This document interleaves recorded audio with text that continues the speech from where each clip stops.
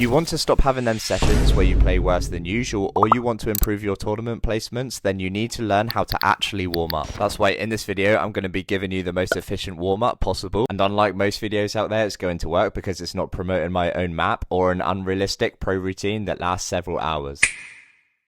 This video is so advanced that it doesn't even start with the warm-up. That's because the state you're in before you even hop onto play is so underrated for tournament performance. Think of it as the warm-up before the warm-up, and even the day before matters. And that all comes down to lifestyle habits. This is how athletes get maximum performance out of their bodies. The three main habits are sleep, diet, and your stress. In gaming, studies have shown that sleep-deprived individuals have slower reactions and less thinking capability. And as you know, Fortnite's one of the worst games to have this, as you'll need quick and smart thinking. I'm going to be sharing the sleeping tips that will not only improve the length of sleep but improve the quality, getting you into that real deep sleep that really maximizes performance. So you'll want to aim for 7 to 9 hours per night, and you'll want to stick to the same bed and wake up times even on weekends. Doing this and getting natural sunlight in the daytime will regulate your circadian rhythm, which is your body clock, and it's the thing that gets you sleepy. Make sure your room is dark and cool, and if you can't limit screen time before bed, at least wear blue light glasses. All screens emit blue light, which your brain thinks is sunlight, so it will think it's the daytime and you won't get sleepy. And finally, have a pre-sleep routine that gets you relaxed. This can include light stretching, meditation, or reading. For diet, just like a car, your body requires good fuel to run at its best. So instead of eating junk food all the time that's going to make you sluggish, switch to nutritious foods. They're going to provide your body vitamins and minerals and make you feel more energetic. The same goes for before the tournament. If you're eating quick carbs like sugar, then you're going to crash mid-tournament. Your brain is up to 80% water, so it's important you stay hydrated throughout the day and around the time you're playing. Stress means your brain can't fully focus on the game, but also your mentality will be worse. Some of the best things that can relieve stress are sleep, exercise, deep breaths, and meditation. So now on the day of the tournament, before you get onto play, there's one last step, and that's to do some basic hand and wrist exercises. This is going to increase blood flow and warm up your hands. You all know how hard it is to play with cold ones. It's going to increase the reactiveness, but also flexibility, meaning your mechanics are going to be better. Also, if you're serious about the game and want to be in it for the long term, it's going to prevent any injuries.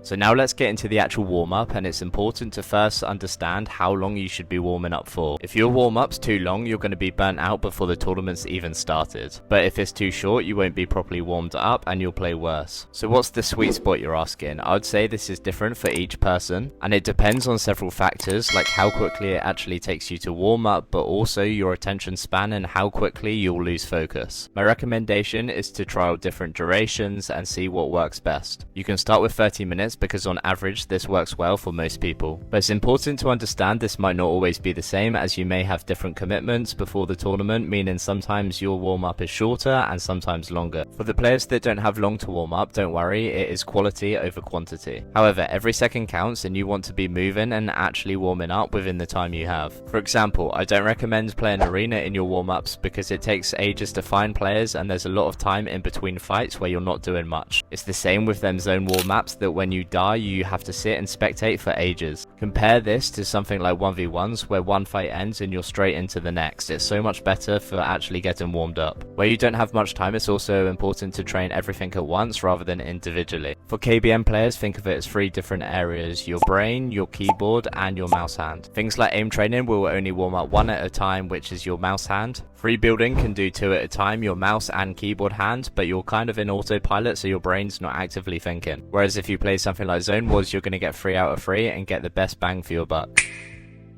Now for the part you've all been waiting for, that actual warm-up routine. As for what order you should perform this in, it's completely up to you, but you should again do trial and error and see which works best. However, a bonus tip is you should try and change up the order as much as possible, as it keeps the brain guessing. If you do it in the same order each time, you'll get comfortable and it will feel easy, and that's not what a warm-up should be. I usually start in Raiders Mechanics V5 map, as it separates the different areas and breaks me into the warm-up quite nicely. For the aim routine, this will consist of the following 3 areas: your shotgun aim, your close range tracking, and your long range tracking, which is your ADS. For the close range tracking, you'll want to go into the 1v1 aim duel and then put it on the hardest difficulty. You'll want to practice the horizontal bias, which is just the flat floor or the cone, but then it's also important to train the vertical too, so this is on the ramp. The main thing here is to try and be as accurate as possible whilst also having good movement. Try to put an emphasis on crouch swinging to the right, because you go into the enemy's left where their character model is and it's harder for them to see and hit you. But try to add as much variation variation as possible, so jumps, crouches, and swinging both sides. As the more variation you add, the better you're going to get warmed up. You'll know when it's time to move on to the next section, as you'll be consistently tracking the enemy and your aim will start to feel smooth. For the ADS tracking, I like to use the bounce and glider map. These are really good for the current season, and I've been getting so many kills out the air because launch pads are back in and so are crash pads. Again, you can add variation to these maps by changing the position or weapon you're using, and I'll know when it's time to move on as I'll get a few kills in a row. For shotgun aim, you can train it in the reaction flick or shotgun react. I don't like to train it in this aim section as it feels too artificial, so we'll get to it later in the video of where I do train it. Next is the editing section, and there's 3 drills I like to complete here. Quad edits, as these are one of the most challenging edits, and the benefits of training edits in isolation compared to something like free building is that you get to focus more on the fundamentals like click timing and crosshair placement, which can both be overlooked when you're building and fighting too. You need to be able to confidently triple and quad edit from both sides, because in game you're not always going to have that choice. I realized that I wasn't doing quad edits optimally, as I was always editing the bottom cone away from the triple edit rather than underneath it. This movement of mouse every time to go from point A to point B slows it down, but also means there's more room for error. Again, without doing this edit course separately, I would have never have picked up on this issue and my edits would have never have improved. Talking about click timing, there's actually a drill for this, and this helps you sync your mouse clicks to your keyboard clicks. It's a very underrated skill to improve your editing speed, but also not mess up when you double click. The aim here is to get in a good rhythm where there's as little blue showing as possible. Then for the final drill, if you turn around and go to this wall and then follow the following settings, for each edit you'll be spawned at a different spot, focusing on a different angle. This is good because a lot of people only focus on doing edits straight on, and I find it especially good because there's a lot of them awkward edits where you're against the wall that a lot of people struggle with. In the comp section, you'll want to practice the phasing section, as this gets you good at exploiting into people's boxes. A lot of players still struggle to exploit in first try, which can slow down or lose fights, but this drill will help fix that. The one where you just run through the wall, the one where you use a ramp to jump in, or where you time your jump to go through the top of the box. And this is the drill I mentioned earlier where I actually like to train my shotgun aim. Once you phase in, you're not sure where the opponent's going to be and you need to line up and hit that big shot. You then want to use the peak training mode. I find this better than the P section because you actually know where to go, but also there's more emphasis on your peaks, which is so important. Habits are everything, and it's naturally what you're going to be doing in games, so make sure your peaks are good and you'll be taking minimal damage. Make sure to constantly change up the edits you're making so you're not that guy that always makes the same edit, and it's the best drill to practice swinging into your peaks for that peaker's advantage. And then lastly for this section, you'll then want to practice your pre-fires. The aim of this drill is to start timing your shots as close to when the builds are broken. Once you get this timing down, your defensive fighting is going to improve drastically because you're going to be able to do so much more counter shots. This can stop their pressure so you have time to heal, or it can turn the fight where you're now the aggressor. And lastly, for the raiders part of this warm-up, you can go into the free build section. Here you can adjust the speed, which I find very useful because by slowing down, I feel it's easier to learn new things like retakes. Once you've got the hang of it in a slower speed, you could go up by 10% each time. By playing slower, you can also focus on crosshair placement. On the contrary to this, you can put the speed over 100%, which means you'll be training in fast mode, and this basically forces you to start editing faster. However, free building is one of them things you could get mindlessly sucked into, so make sure you go into it with a clear goal of what you want to achieve. For me, that's doing moves that warm me up best, but also get comfortable of things I'm going to be doing in game like retakes, making space, safe peaks, and tarping. For tournaments, it's crucial that you warm up and practice your endgame mechanics because this is going to be the large majority of your tournament. There's things like positioning that can only be learned through scrims, but by using endgame simulations in creative like Cup Endgame, you can get better at rotating, finding refreshes, and changing layer. And it's way more efficient to practice these things in creative because you don't have to wait a whole 20-minute scrim game to get a few minutes of action. Like everything in this video, you want to widen your skills and train as many uncomfortable areas as possible. For example, if you're normally a low ground player, why don't you start forcing and playing high each round? The only thing with this map, if you do die, you have to wait till the next round, so it's not that efficient with your time. However, that does mean there's more on the line for you not to die and just simulate a bit of tournament pressure. If you guys cast your mind back to Forever Zone Wars where there's unlimited respawns, people used to drop straight down and just jump in a box. Whether you want to be passive or not, you're going to be taking fights at some point in the tournament, so you need to practice your fighting beforehand. You could do this in a few different forms. You could do build fights, zone wars, or realistics. Hopefully in your head you've already ruled one of these out because you don't like it, but I'd actually recommend playing this more than the others. That's probably because that's where you're weakest out of the three, and it can be frustrating, therefore not enjoyable. However, by focusing and strengthening these weaknesses, you're going to become an overall better player. For me, that was zone wars, but since I've been playing more, my retakes have got better and I win height more. The beauty is you can play all three with or without teammates. If it's a team cup, I recommend playing with teammates, but if it's a solo, play by yourself. Number one mistake a lot of players make is they don't 1v1 better players than themselves. They find it more enjoyable to beat players worse than them as it fills their ego. But versing better players and learning how to start winning against them is what's going to make you a better player. A bonus tip, only if you have the money to lose, is to make these tokens, because it's going to give you that tournament like pressure, but also you're guaranteed to face good players. If you found the video helpful, I'd really appreciate it if you could leave a like and consider using code EBENTS, as these are the best free ways to support the channel. Also make sure to subscribe and turn on notifications because I've got way more content on the way to help you improve.